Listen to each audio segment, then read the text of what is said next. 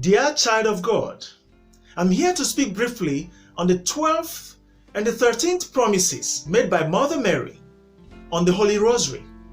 My name is Raymond. The Virgin Mary made 15 promises to all who pray the Rosary, of which the 12th and the 13th are of interest for me now. She revealed the 15 of them to St. Dominic, the saint to whom the Rosary was first given in the 12th century. And later on, she gave to Blessed Alain de la Roche, who reignited devotion to the Rosary in the 15th century. Now, let us take the 12th and the 13th promises one after another, after which we appreciate them better, because they are very important. On the 12th promise, the Virgin Mary said, quote, "All those who propagate the Holy Rosary shall be aided by me in their necessities." And on the 13th promise, she said, quote, "I have obtained from my divine Son that all the advocates of the Rosary shall have for intercessors the entire celestial court during their life and at the hour of death." Close quote. So what is this thing about the Rosary that makes it so rich, valuable, and powerful? I mean, why the Virgin Mary prepared such powerful rewards for those who make others to say the Rosary? Well, without delving into any unnecessary apologetics, listen to what St. Dominic said in this powerful book titled The Secret of the Rosary. You may have seen it before. Very wonderful book. He made a strong statement on the page 12 when he was talking about the red rose.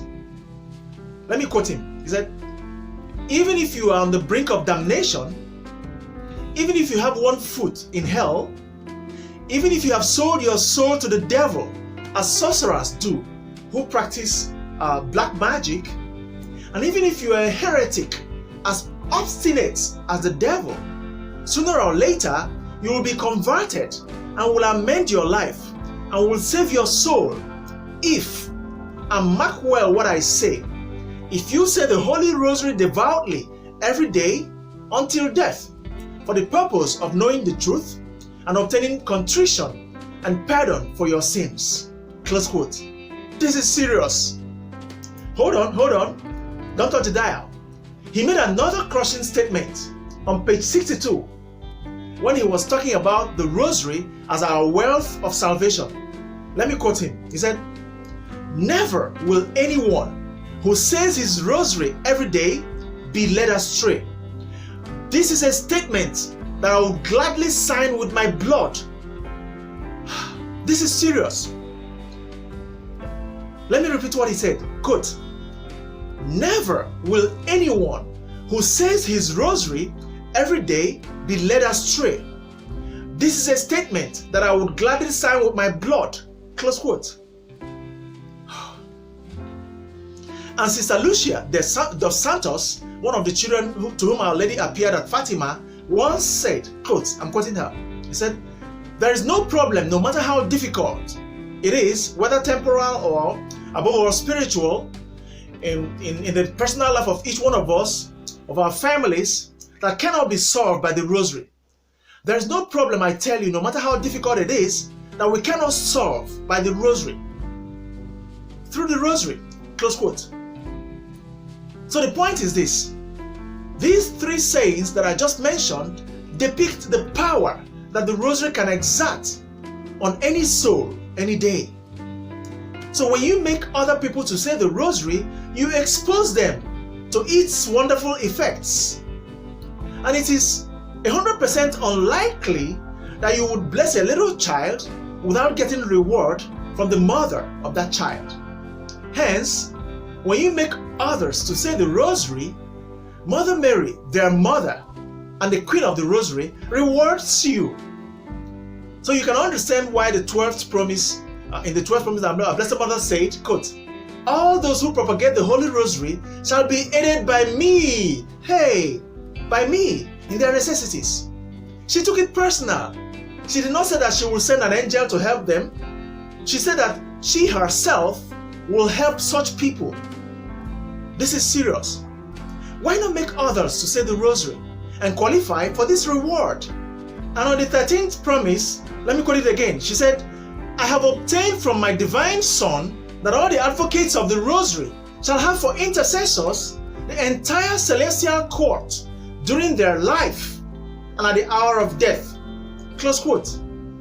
Imagine having the entire celestial beings in heaven intercede for you in your life and at the point of death. That's great. So why not let's take this task of making other people to say the rosary seriously? Is it not worrisome that I find it difficult to pray the rosary and I still find it difficult to make others to pray the rosary? Then I got a problem. Now let me tell you something about the rosary. Listen carefully. There is a clear difference between belief and faith. When you accept that something is true or that it exists, that is your belief. But that is not necessarily faith. For instance, if you believe that breast milk nourishes a newborn baby, that is your belief, but it doesn't translate to faith. Faith is when you actually breastfeed that baby. That is the action of faith. If you believe that a particular candidate will do well as your president of your country during an election, that is your belief. But if you actually vote for that president, that person, that is faith in action. So faith is acting on what you believe. And belief without faith is fruitless. It is not enough for me to believe that Panadol can take care of my body aches and pains. But if I actually take the Panadol, then I have by faith acted on my belief. So I repeat, faith is acting on what you believe in. So if I believe that the Eucharist is truly the body and blood of Jesus Christ, whole and entire, soul and divinity, that's good. That is my belief, and it is true. But faith is when I actually adore the Eucharist, worship Him, and tell Him my problems. So faith, I repeat, is acting on what you believe. Why am I saying this? I believe that the 12th and 13th promises made by Mother Mary for those who propagate the rosary, that promise is true. But faith is when I actually and practically start making other people to say the rosary. That is when I qualify for the Virgin Mary's reward. So I encourage you to propagate the Holy Rosary however you can. Don't wait to experience the tremendous power of the Holy Rosary before you start propagating it. Do you have many shoes in your wardrobe or many cars in your garage? How about having many rosaries in your box? What if I show you my box filled with rosaries? Come on. What if I show it to you? You have many cars in your garage. I have many rosaries in my box, my beautiful box. Let me teach you a little bit. Let me teach you. Have you seen this type of rosary before? Just take a look. Silver cups, wonderful beads. Look at this rosary. Or what about all silver? Beautiful. You would love to have it. All silver. Don't you like it? So many rosaries in my box. All silver. Beautiful. What about my blue beauty? Take a look. Wow. Seen it before? My blue beauty. You love red? Wait. You love red? That's good. What about this red beauty? Beautiful. Red. What about green? Wow. Come on. You love it.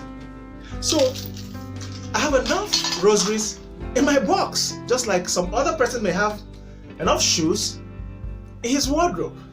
And on this note, I want to tell you about the project I'm working on right now. I want to raise 20,000 rosaries and 20,000 copies of this powerful book. And then 20,000 copies of this one that teaches also about Mother Mary and the Rosary. The two of them. 20,000 each. So I want to raise that number that I will share freely to Catholic youths, single youths, those who have not married, who are not yet married, single Catholic youths. I want to raise that number. So I invite you, if you have this book to spare, some copies, you can send them across. Send them to me. Or you have rosaries to spare, good rosaries, you can send them to me. Or if you don't have, but you want to sponsor some copies of the books or some rosaries, you can send the cash to me. I'll get them and we share them to the youths.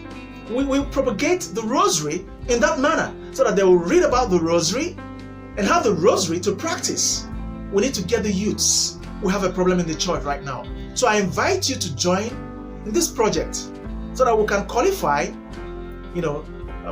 for this reward promised by Mother Mary for all those who propagate the Holy Rosary. Thank you for watching. I hope to hear from you very soon. Goodbye.